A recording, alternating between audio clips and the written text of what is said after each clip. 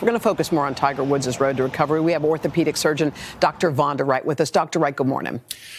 Good morning, Hoda. Dr. Wright, good to see you. Let's just big picture for a second. You know, we've heard a lot about the right leg, the tibia, the fibula. Trauma is rarely an isolated event, as you know. How likely is it that in the next days or weeks, because of the high energy nature of the accident, that we could discover new injuries for Tiger?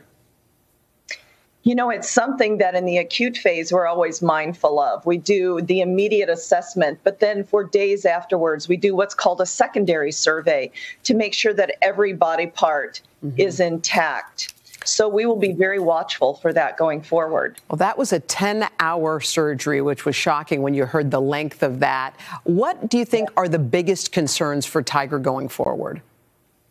Well, you know, with a fracture as high energy, we always talk about trauma in terms of the energy it takes to break the tibia, break the bones in the foot. But more than that, the soft tissue surrounding the muscles. We've heard that he had what's called a compartment release, which is simply opening the tight bands that hold muscles together.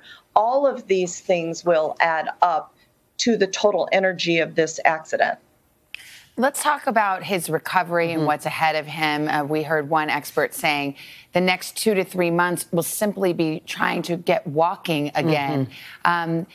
When you look at the nature of these injuries, is that a question to you? I mean, is it assured that he will be able to recover fully enough to walk normally, so to speak?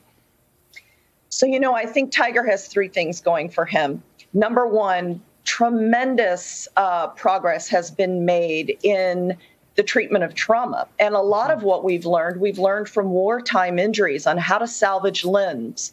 The military has helped civilian doctors really develop amazing technology, which Tiger has received. Number 2, you know, Tiger's young in the span of life. He is young. He's very healthy, despite all the surgeries he's had. That goes in his favor. And then finally, he has an indomitable spirit. I mean, I think if anybody is capable of getting through this, both mind, body, and spirit, it's Tiger Woods. Dr. Wright, you work with athletes. The most comparable one we can think of is probably Alex Smith, who had a very similar accident and has returned to football. Alex gets paid, and you know he's hit in that sport. No one's going to be tackling Tiger if he ever makes a return to golf. How likely do you think it is, regardless of time, that Tiger Woods could come back physically and play the sport of golf? You know what? Let's not underestimate the severity of his injury. That being said, with modern technology, with his healing capacity, and with time, he has a great chance. Now, normally, these injuries, under the best of circumstances, can take 6 months to a year. It took Alex Smith 2 years.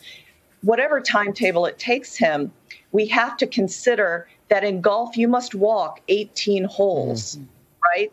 It's not like you can get in a cart. So all those things add up. But I would expect the healing process to continue for years.